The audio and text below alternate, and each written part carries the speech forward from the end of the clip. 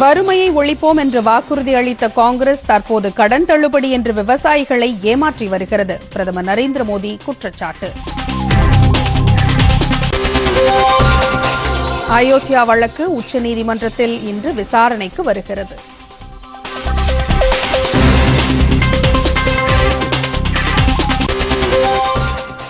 பதினான்கு புதிய தொழில் நிறுவனங்களை தொடங்க தமிழக அமைச்சரவை அனுமதி. புதிய வானூர்தி மற்றும் தளவாட உற்பத்திக்கான தொழில் கொள்கைக்கும் ஒப்புதல். உயர்மின் கோபுரம் அமைப்பதற்கு எதிர்ப்பு தெரிவிக்கும் விவசாயிகளுடன் தமிழக அரசு நடத்திய பேச்சுவார்த்தை தோல்வி.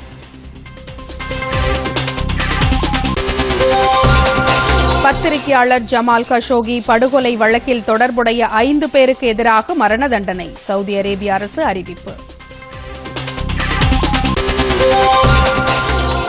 சிட்னி கிரிக்கெட் டெஸ்ட் வலுவான நிலையில் இந்தியா. புஜாரா அபார ஆட்டம்.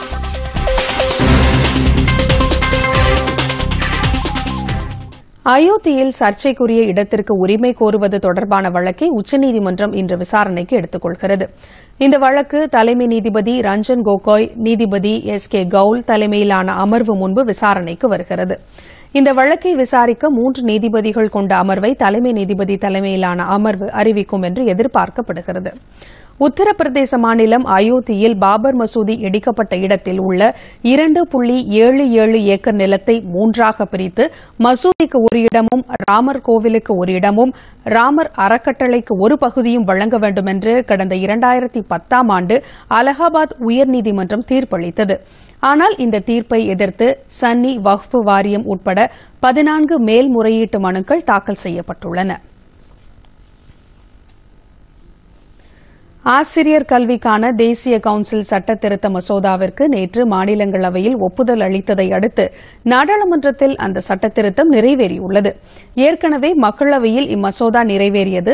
தேசிய அளவிலான ஆசிரியர் கல்வி கவுன்சில் ஒப்புதலின்றி ஆசிரியர் பயிற்சி பாடங்களை நடத்தும் மத்திய மாநில ஆசிரியர் பயிற்சி நிறுவனங்களுக்கு முன்தேதியிட்டு அங்கீகாரம் வழங்குவதற்கு இந்த மசோதா வகை செய்கிறது. இது ஒருமுறை மட்டும் அனுமதிக்கப்படுகிறது என்றும் இதனால் 17,000 மாணவர்களின் எதிர்காலம் பாதுகாக்கப்பட்டுள்ளது என்றும் அரசு வட்டாரங்கள் தெரிவிக்கின்றன.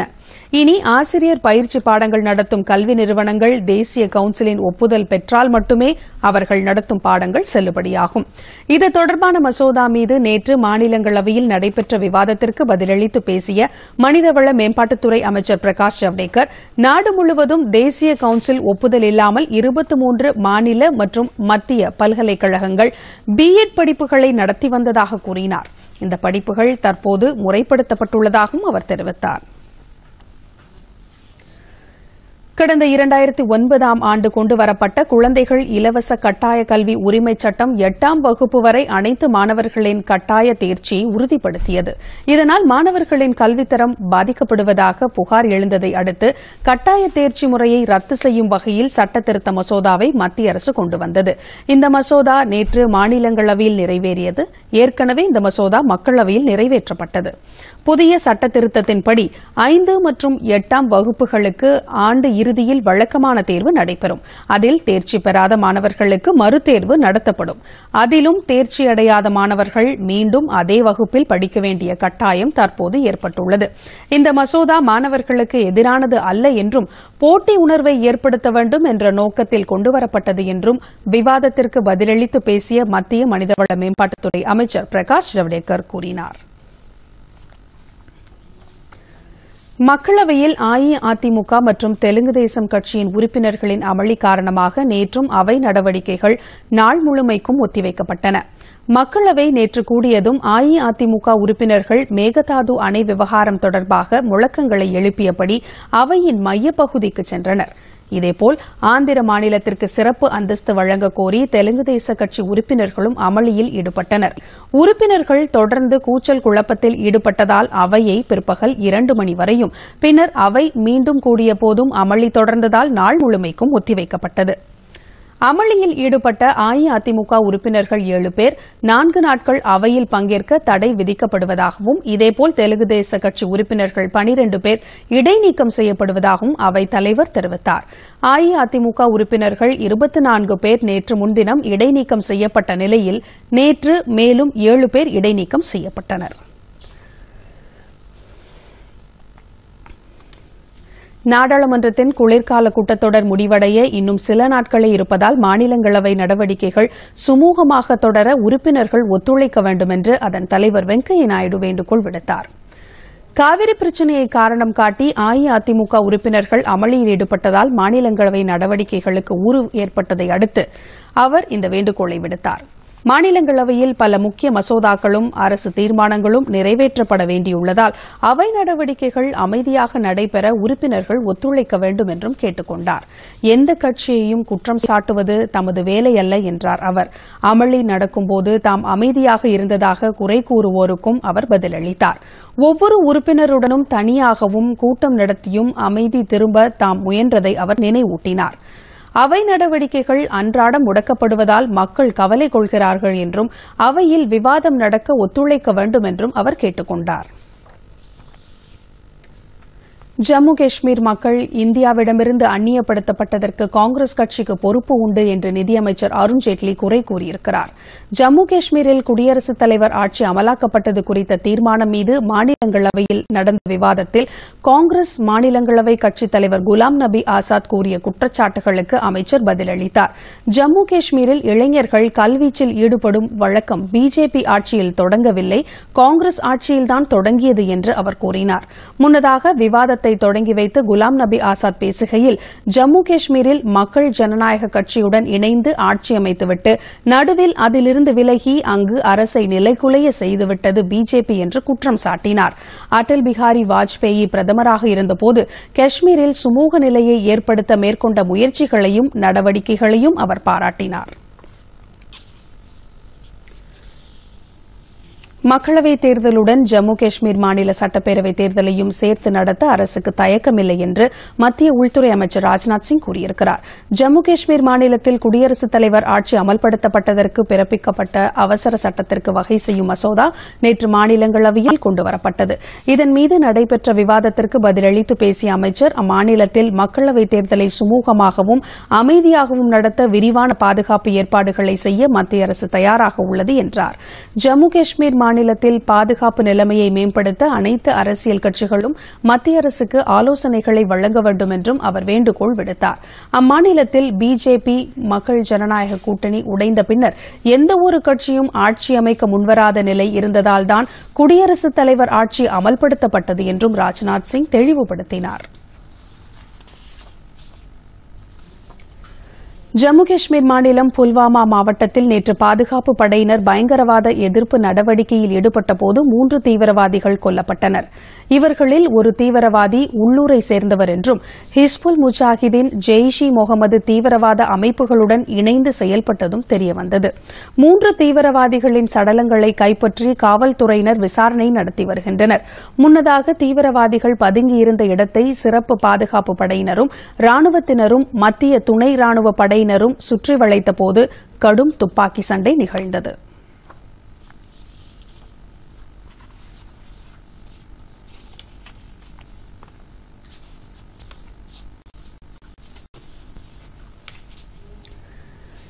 மத்திய தரைவழி போக்குவரத்துத்துறை அமைச்சர் நிதின் கட்கரி ராஜஸ்தான் மாநிலத்தில் 5379 கோடி ரூபாய் மதிப்புள்ள சாலை திட்டங்களை இன்று தொடங்கி வைக்கிறார்.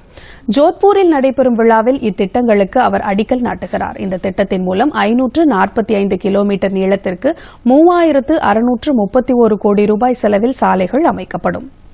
மேலும் ஜெய்சால்மர் பார்மர் இடையே தேசிய நெடுஞ்சாலை 68 சாலை விரிவாக்கப் பணிகள் முடிவடைந்ததை அடுத்து அதையும் அமைச்சர் இன்று திறந்து வைக்கிறார். பார்மர் சன்சோர் குஜராத் எல்லை இடையே செல்லும் தேசிய நெடுஞ்சாலை 68 அகலப்படுத்தப்பட்டுள்ளது. அந்த சாலையையும் அமைச்சர் இன்று திறந்து வைக்கிறார். இந்த சாலை திட்டங்களால் மேற்கு ராஜஸ்தானில் சரக்கு போக்குவரத்து மற்றும் பொருளாதாரம் மேம்படும் என்று அரசு கருதுகிறது. சபரிமலையில் பெண்கள் இருவர் சாமி தரிசனம் செய்ததை அடுத்து கோயில் நடையை தலைமை பூசாரி அடைத்ததை எதிர்த்து உச்சநீதிமன்றத்தில் தாக்கல் செய்யப்பட்டுள்ள மனுவை அவசர மனுவாக விசாரிக்க நீதிமன்றம் மறுத்துவிட்டது. இந்த மனு மீதான விசாரணை வரும் 22ஆம் தேதி நடைபெறும் என்று தலைமை நீதிபதி ரஞ்சன் கோகோய், நீதிபதி எஸ்.கே. கவுல் தலைமையிலான அமர்வு அறிவித்துள்ளது. இந்நிலையில் சபரிமலையில் 2 பெண்கள் தரிசனம் செய்ததற்கு எதிர்ப்பு தெரிவித்து நேற்றும் கேரளாவில் பிஜேபி மற்றும் பல்வேறு இந்து அமைப்புகள் சார்பில் போராட்டங்கள் நடத்தப்பட்டன. இதில் பல இடங்களில் மாநில அரசு போக்குவரத்து கழக பேருந்துகள் சேதப்படுத்தப்பட்டன. முழு அடைப்பு போராட்டத்தின் போது வன்முறையில் ஈடுபட்டதாக 264 பேரை மாநில காவல்துறையினர் கைது செய்துள்ளனர்.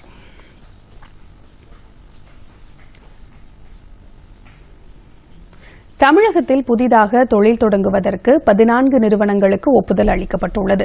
நேற்று காலை தலைமைச் செயலகத்தில் நடைபெற்ற தமிழக அமைச்சரவைக் கூட்டத்தில் எடுக்கப்பட்ட முடிவின்படி 30,500 கோடி ரூபாயில் தொடங்கப்படும் இந்த 14 நிறுவனங்களின் மூலம் 18,000 பேருக்கு வேலைவாய்ப்பு கிடைக்கும். தமிழக முதலமைச்சர் எடப்பாடி பழனிசாமி தலைமையில் நடைபெற்ற அமைச்சரவைக் கூட்டத்தில் வானூர்தி மற்றும் தளவாட உற்பத்திக்கான புதிய தொழில் கொள்கைக்கும் ஒப்புதல் அளிக்கப்பட்டது. இந்த அமைச்சரவைக் கூட்டத்தில் துணை முதலமைச்சர் ஓ பன்னீர்செல்வம் உள்ளிட்ட தமிழக அமைச்சர்களும் தலைமைச் செயலாளர் கிரிஜா வைத்தியநாதன் உள்ளிட்ட உயர் அதிகாரிகளும் கலந்து கொண்டனர்.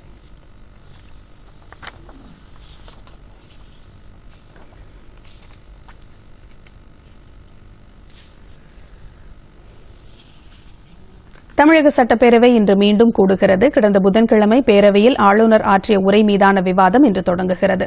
முன்னதாக கேள்வி நேரம் முடிந்தவுடன் எதிர்க்கட்சிகள் முக்கிய பிரச்சினைகளை எழுப்ப திட்டமிட்டுள்ளன. கஜா புயல், மேகதாது அணை விவகாரம் உள்ளிட்டவை குறித்து திமுக, காங்கிரஸ் உள்ளிட்ட கட்சிகள் பிரச்சினை எழுப்பும் என்று செய்திகள் தெரிவிக்கின்றன. சட்டம் ஒழுங்கு நிலைமை, பெண்களுக்கு எதிரான வன்கொடுமைகள் அதிகரிப்பு, ஆணவ கொலை அதிகரிப்பு உள்ளிட்டவைகள் குறித்தும் அரசின் கவனத்திற்கு கொண்டுவர எதிர்க்கட்சிகள் திட்டமிட்டுள்ளன. அடுத்து சில முக்கிய செய்திகளை விரைவு செய்திகளாக பார்ப்போம். திருவாரூர் இடைத்தேர்தலில் போட்டியிடும் அஇஅதிமுக, திமுக வேட்பாளர்கள் இன்று அறிவிக்கப்படுவார்கள் என்று எதிர்பார்க்கப்படுகிறது. இதற்காக அஇஅதிமுக ஆட்சிமன்ற குழு கூட்டம் சென்னையில் இன்று மாலை 4 மணிக்கு நடைபெறுகிறது. அதன் பின்னர் வேட்பாளர் அறிவிக்கப்படலாம் என்று எதிர்பார்க்கப்படுகிறது. இதேபோல் திமுகவும் தனது வேட்பாளரை இன்று அறிவிக்கும் என்று அக்கட்சி வட்டாரங்கள் தெரிவித்தன. விருப்பமனு அளித்தவர்களிடம் இன்று மாலை அண்ணா அறிவாலயத்தில் கட்சித் தலைவர் மு.க.ஸ்டாலின் நேர்காணல் நடத்தவுள்ளார். இதன் பின்னர் அதிகாரப்பூர்வ திமுக வேட்பாளர் அறிவிக்கப்படுவார் என்று செய்திகள் தெரிவிக்கின்றன. விளைநிலங்களில் உயர் மின் கோபுரம் அமைத்தால் அதற்கு வாடகை வழங்க வேண்டும் என்று போராட்டம் நடத்தி வரும் விவசாய சங்கங்களுடன் தமிழக மின்துறை அமைச்சர் பி. தங்கமணி நடத்திய பேச்சுவார்த்தையில் முடிவு எட்டப்படவில்லை. உயர் மின் கோபுரம் செல்லும் விளைநிலங்களுக்கு உரிய வாடகை தீர்மானிக்க வேண்டும், இனி போடப்படும் மின் வழித்தடங்களை புதை வழித்தடங்களாக அமைக்க வேண்டும் உள்ளிட்ட கோரிக்கைகளை விவசாய சங்க பிரதிநிதிகள் முன்வைத்தனர். இந்த கோரிக்கைகளை அரசு ஏற்க மறுத்துவிட்டதாக பின்னர் செய்தியாளர்களிடம் பேசிய அனைத்து விவசாயிகள் சங்க கூட்டமைப்பின் தலைவர் பி. சண்முகம் கூறினார். முன்னாள் முதலமைச்சர் ஜெயலலிதாவின் போயஸ் கார்டன் இல்லத்தை நினைவு இல்லமாக மாற்றுவதில் ஆட்சேபனை உள்ளதா என்று வருமான வரித்துறைக்கு சென்னை உயர்நீதிமன்றம் கேள்வி எழுப்பியுள்ளது. இது தொடர்பாக சமூக ஆர்வலர் டிராபிக் ராமசாமி தாக்கல் செய்த மனுவை விசாரித்த நீதிமன்றம் ஜெயலலிதா செலுத்த வேண்டிய வருமான வரித்தொகை ஏதும் நிலுவையில் உள்ளதா என்ற கேள்விக்கு விளக்கம் அளிக்குமாறு அந்த துறைக்கு உத்தரவிட்டதுடன் விசாரணையை வரும் 24ஆம் தேதிக்கு ஒத்திவைத்தது. தூத்துக்குடி ஸ்டெர்லைட் ஆலை தொடர்பான வழக்கை உச்சநீதிமன்றம் வரும் 8ஆம் தேதியன்று விசாரணைக்கு எடுத்துக் கொள்கிறது. ஸ்டெர்லைட் ஆலையை திறக்க அனுமதிக்கலாம் என்ற பசுமை தீர்ப்பு ஆணையத்தின் உத்தரவுக்கு சென்னை உயர்நீதிமன்ற மதுரை கிளை இடைக்கால தடை விதித்தது. இதற்கு எதிராக வேதாந்தா குழுமத்தின் சார்பில் உச்சநீதிமன்றத்தில் மனு தாக்கல் செய்யப்பட்டுள்ளது. தூத்துக்குடி ஸ்டெர்லைட் ஆலையை திறக்க அனுமதிக்கக்கூடாது என்று தமிழக அரசு சார்பில் மேல்முறையீட்டு மனுவும் தாக்கல் செய்யப்பட்டுள்ளது. சென்னையில் உள்ள பிரபல தனியார் உணவகங்கள் மற்றும் அந்த உணவகங்களுக்கு சொந்தமானவர்களின் இல்லங்களில் வருமான வரித்துறை அதிகாரிகள் நேற்று சோதனையில் ஈடுபட்டனர்.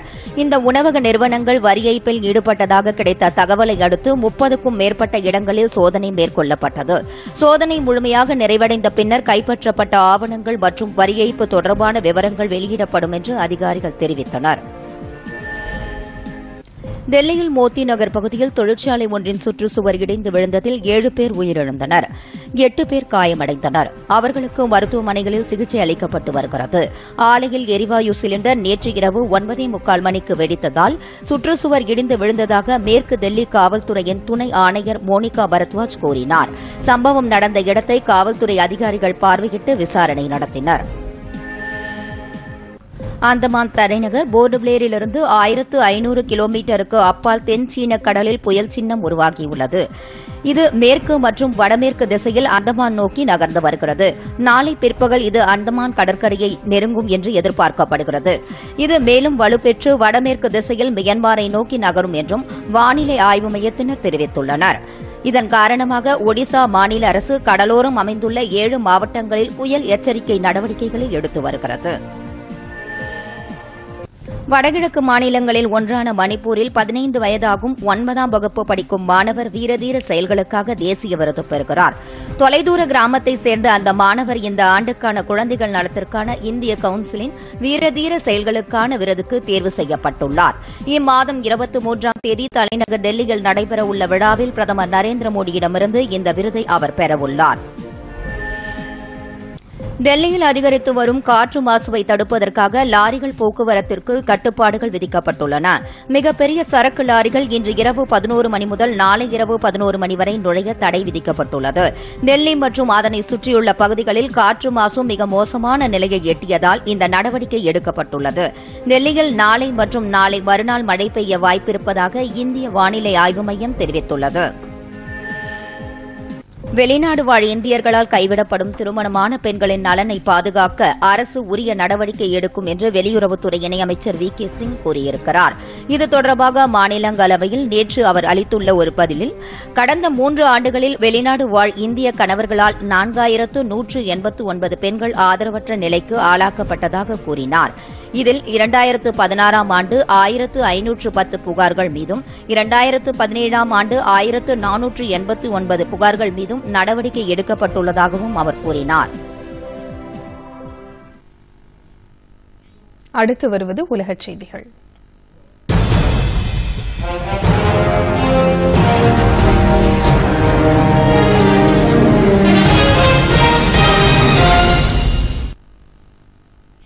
துருக்கி பத்திரிகையாளர் ஜமால் கஷோகி படுகொலை வழக்கில் தொடர்புடையவர்கள் என்று சந்தேகிக்கப்படும் 5 பேருக்கு எதிராக மரண தண்டனை விதிக்கப் போவதாக சவுதி அரேபியா கூறியுள்ளது. இந்த வழக்கில் குற்றம் சாட்டப்பட்ட 11 பேருக்கும் மரண தண்டனை விதிக்க அரசு தரப்பு கோரிக்கை விடுத்தது. ஆனால் 5 பேருக்கு மட்டும் மரண தண்டனை விதிக்கலாம் என்று யோசனை தெரிவித்தது.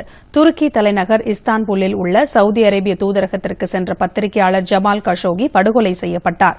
இதில் சவுதி அரேபிய அரசு குடும்பத்திற்கு தொடர்பு இருப்பதாக குற்றச்சாட்டுகள் எழுந்தன.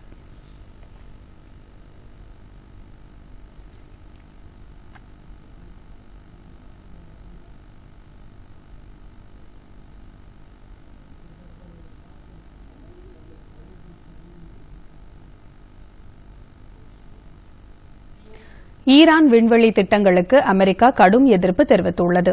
ஈரான் ராக்கெட்டை ஏவாமல் ஏவுகணைகளை சோதனையிட உள்ளதாக அமெரிக்கா சந்தேகம் தெரிவித்துள்ளது. ஈரானின் நடவடிக்கை ஐநா தீர்மானத்தை மீறிய செயல் என்று அமெரிக்க வெளியுறவுத்துறை அமைச்சர் மைக் பாம்பியோ கூறினார். ராக்கெட் போர்வையில் ஏவுகணைகளை ஏவி பரிசோதிக்க அந்நாடு திட்டமிட்டுள்ளதாக அவர் குற்றம் சாட்டினார். ஆனால் அமெரிக்காவின் இந்த குற்றச்சாட்டை மறுத்துள்ள ஈரான் வெளியுறவுத்துறை அமைச்சர் முகமது ஜாவித் ஜாரிஃப், ஈரான் எந்தவொரு சர்வதேச தடையையும் மீறவில்லை என்றும் ராக்கெட்டை ஏவி பரிசோதிக்கப் போவதாகவும் கூறியுள்ளது.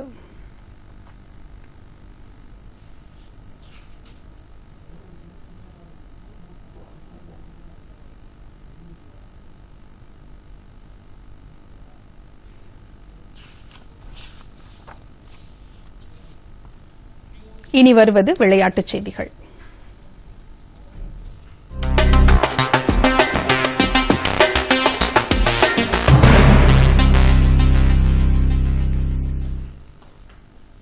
ஆஸ்திரேலியாவுக்கு எதிரான 4வது மற்றும் இறுதி டெஸ்ட் கிரிக்கெட் போட்டியில் இந்தியா வலுவான நிலையில் உள்ளது. இந்தியா சற்று முன் வரை இன்னிங்ஸில் 5 விக்கெட் இழப்பிற்கு 417 ரன் எடுத்துள்ளது. தொடக்க ஆட்டக்காரர் அகர்வால் 77 ரன் எடுத்த நிலையிலும் விராட் கோலி 23 ரன் எடுத்த நிலையிலும் ஆட்டமிழந்தனர். ரஹானே 18 ரன்னுக்கும் ராகுல் 9 ரன்னுக்கும் ஆட்டமிழந்தனர். புஜாரா அபாரமாக விளையாடி 130 ரன் எடுத்தார். அகர்வால் 27 ரன் எடுத்தார். இரு அணிகளுக்கும் இடையேயான 4 போட்டிகளை கொண்ட தொடரில் இந்தியா 2-1 என்ற கணக்கில் முன்னிலை வகிக்கிறது. இந்நிலையில் 4வது போட்டியிலும் இந்தியா வெற்றி பெற்றால் தொடரை கைப்பற்றலாம் என்ற முனைப்புடன் இந்திய வீரர்கள் விளையாடி வருகின்றனர். And bats an 18th Test 100. Congratulations. He keeps on churning them out.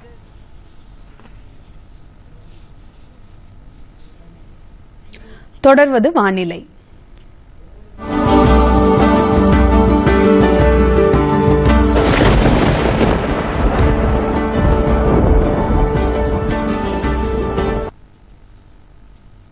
தமிழகத்தில் அடுத்த சில நாட்களுக்கு வறண்ட வானிலையே நிலவும் என்று சென்னை வானிலை ஆய்வு மையம் கூறியுள்ளது. தமிழகம் மற்றும் புதுச்சேரியில் எங்கும் மழை பதிவாகவில்லை என அந்த மையம் வெளியிட்டுள்ள அறிக்கையில் தெரிவிக்கப்பட்டுள்ளது. சென்னையை பொறுத்தவரை வானம் ஓரளவு மேகமூட்டத்துடன் காணப்படும் என்றும் குறைந்தபட்ச வெப்பநிலை 20 டிகிரி செல்சியஸாகவும் அதிகபட்ச வெப்பநிலை 29 டிகிரி செல்சியஸாகவும் பதிவாகக்கூடும் என்று அதில் கூறப்பட்டுள்ளது. நாட்டின் வடபகுதிகளில் தொடர்ந்து கடும் பனி நிலவி வருகிறது. கடும் பனிமூட்டம் நிலவியதால் விமானம் மற்றும் ரயில் போக்குவரத்து பாதிக்கப்பட்டது. 12 ரயில் சேவைகள் தாமதமானது. அதன் பின்னர் விமான சேவைகள் வழக்கம் போல் இயங்க தொடங்கின.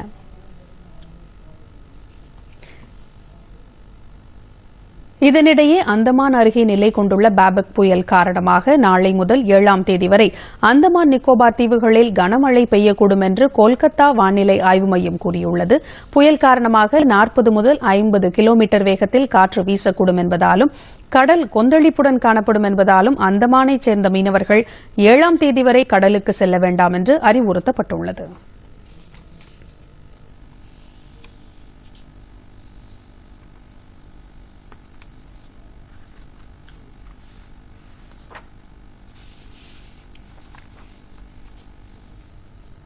அடுத்து உலகின் பல்வேறு பகுதிகளில் நடைபெற்ற சில நிகழ்வுகளின் தொகுப்பை பார்க்கலாம். லண்டனில் உள்ள புகழ்பெற்ற வன உயிரியல் பூங்காவில் 700க்கும் மேற்பட்ட வன விலங்குகளும் பறவை இனங்களும் பாதுகாக்கப்பட்டு வருகின்றன. இவற்றை கணக்கெடுக்கும் பணியில் பூங்கா ஊழியர்கள் ஈடுபட்டுள்ளனர். ஒவ்வொரு விலங்கின் வயது, அது ஈன்ற குட்டிகள் உள்ளிட்ட விவரங்களை திரட்டுகிறார்கள். கடந்த ஆண்டு கணக்கெடுத்த போது 19,289 விலங்குகளும் பறவை இனங்களும் இந்த பூங்காவில் இருப்பது தெரியவந்தது.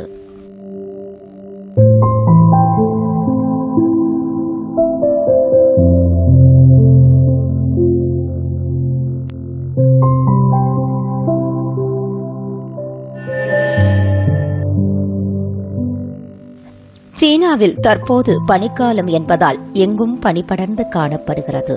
வர்த்தக நகரமான ஷாங்காயில் உள்ள புகழ்பெற்ற வன பாதுகாப்பு மற்றும் ஆராய்ச்சி மையத்தில் 2 பாண்டா குட்டிகள் வளர்க்கப்பட்டு வருகின்றன. இதில் ஆண் பாண்டா கடந்த 2 ஆண்டுகளுக்கு முன்பு பிறந்தது. அது உணவு உண்பதையும் மற்ற குட்டிகளுடன் சுட்டித்தனமாக விளையாடுவதையும் காண்பதற்காக நாள்தோறும் ஆயிரக்கணக்கான பார்வையாளர்கள் இந்த மையத்திற்கு வந்து செல்கின்றனர்.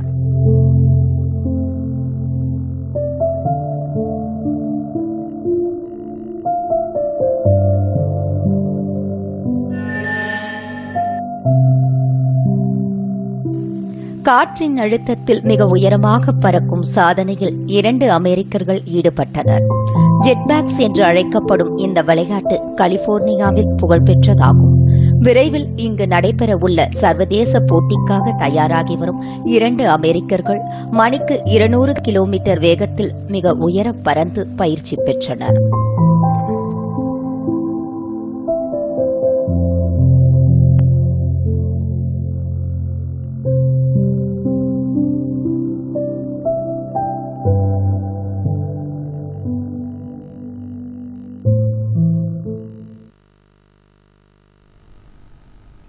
தொடர்வது பத்திரிகை செய்திகள்.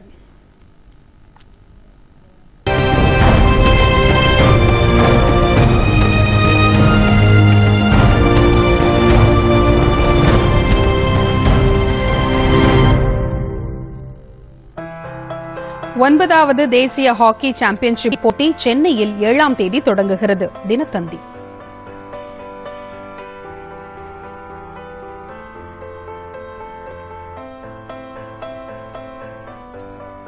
2000 ரூபாய் நோட்டுகள் மிக குறைந்த அளவிலேயே அச்சிடப்படுகின்றன. மத்திய அரசு. தினமணி.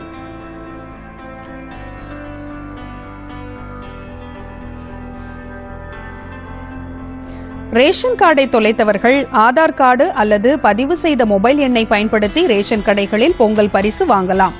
தினமலர்.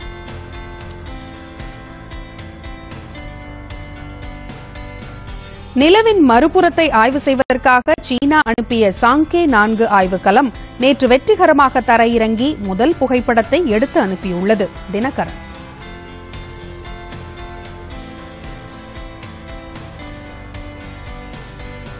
மறைந்த முன்னாள் முதலமைச்சர் ஜெயலலிதா வசித்த வேதா இல்லத்தை நினைவில்லமாக மாற்ற ஆட்சேபனை உள்ளதா என்று வருமான வரித்துறை பதிலளிக்க சென்னை உயர்நீதிமன்றம் உத்தரவு. தீக்கதிர். நாகை மாவட்டம் தரங்கம்பாடி அருகில் உள்ள காவல்துறை சோதனைச் சாவடி அருகே கேட்பாரற்று கிடந்த பையில் 1 கோடி ரூபாய் மதிப்பிலான தங்கக் கட்டிகள் இருந்ததை காவல்துறையினர் கைப்பற்றி விசாரணை மேற்கொண்டு வருகின்றனர். தி ஹிந்து தமிழ்.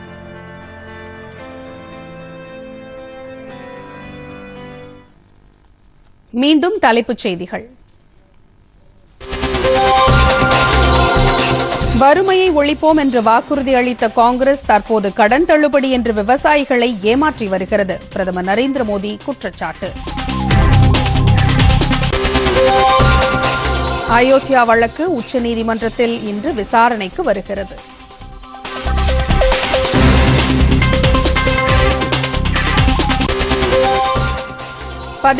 புதிய தொழில் நிறுவனங்களை தொடங்க தமிழக அமைச்சரவை அனுமதி. புதிய வானூர்தி மற்றும் தளவாட உற்பத்திக்கான தொழில் கொள்கைக்கும் ஒப்புதல். உயர்மின் கோபுரம் அமைப்பதற்கு எதிர்ப்பு தெரிவிக்கும் விவசாயிகளுடன் தமிழக அரசு நடத்திய பேச்சுவார்த்தை தோல்வி.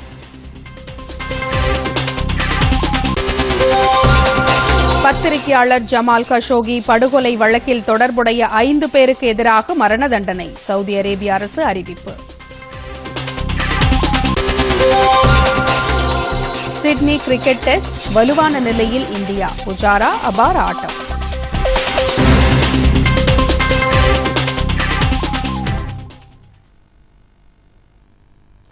பொதிகை செய்திகளை யூடியூபில் தமிழ் நியூஸ் தூர்தர்ஷன் என்ற சேனலிலும், ட்விட்டரில் Tamil news Doordarshan @DD news Chennai என்ற பக்கத்திலும் காணலாம்.